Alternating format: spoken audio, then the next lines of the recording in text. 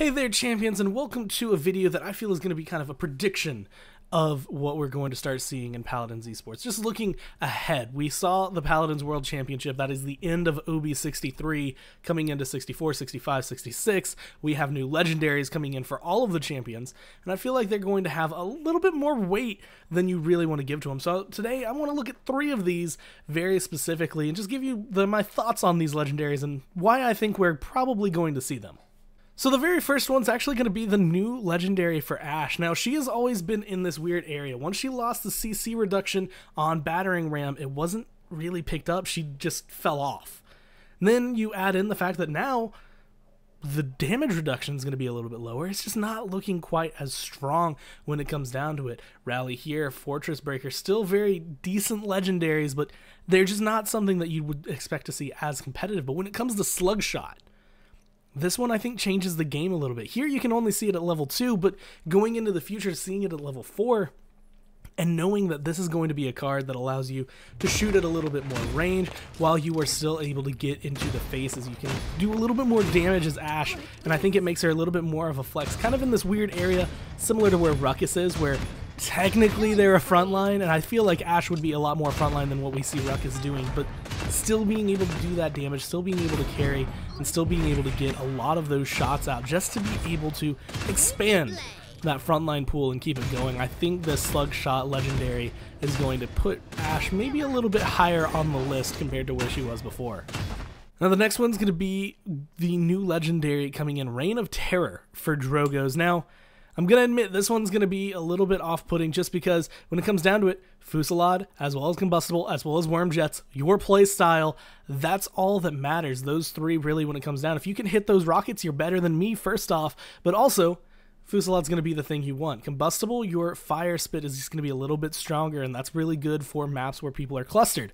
Worm Jets, if you like hovering around, you like being able to kind of fly a little bit more, Worm Jets has been the way to go. I have seen these 3 traded in, traded out through tons of competitive games, and I think Reign of Terror is going to fit into that perfectly. It's going to be one of those, it'll fit very specific team comps, it'll fit certain play styles, and that's the beauty of it, is that it just fits in so well. It's almost a chameleon here to come in. This one it's an interesting addition to the Legendaries, because when it comes down, you have direct shots dealing more, now you have fire spit being able to deal a little bit more damage, you have Worm Jets being able to help your boosters go forward. This one hits salvo, and that's what I think is beauty about it. You have so many games at the very beginning where salvo can have a huge impact and actually change a lot. Now it activates instantly, so you don't have to worry about the load up time, and it always fires 6 shots. It will fire no matter how low of ammo your weapon is, and it's going to deal a little bit more damage as well. So clustered areas, being able to keep control. Anytime you would have liked a salvo before, now it's going to be a little bit stronger. I don't think this is going to be the go-all, end-all, be-all Legendary everyone goes to. This is just going to be the Legendary that you touch on. It's like, hey, you know what? I think I can run this one. Fusillade, hey, you know what? I think I can run this one. It just kind of fits in with how you're feeling that day, the way the comps go, and the map you're on. Then we get the last one. This one's going to be a little weird for a lot of people. They're going to look at me, and you're going to think, what the hell is this guy talking about?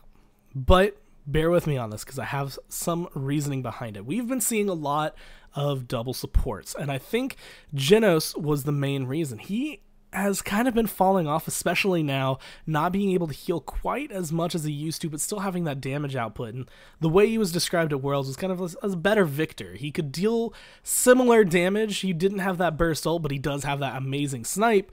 But he could also heal a little on the side, so if you paired him with another healer, you could keep everyone going, and I think MalDama is actually going to be in a similar spot here, if you want to. Spirit's Chosen is still a very, very strong Legendary, but when it comes down to it, Wakono's Curse, I think, is actually a card that could be looked at in the future to give MalDama that same hybrid feel that we got out of Genos. He deals a pretty good chunk of damage when you combo it with the Gourd, when you use it on people right after your ult, when you're throwing the shots, you get the stun. It actually can do a lot of damage, and it still lets you deal healing. So you can do both. You can flick back and forth. If you're in a stomp and your team is winning, you don't have anything to heal, now you have something you can do. You actually do a lot of damage.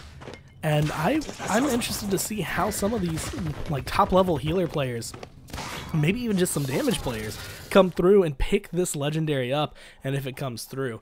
It's just a short little thing to kind of go through those 3 legendaries, but that was the general overview. I think those are 3 legendaries that actually have a lot of potential, even though they're kind of sleeper legendaries. I think Slugshot makes Ashe a little bit better.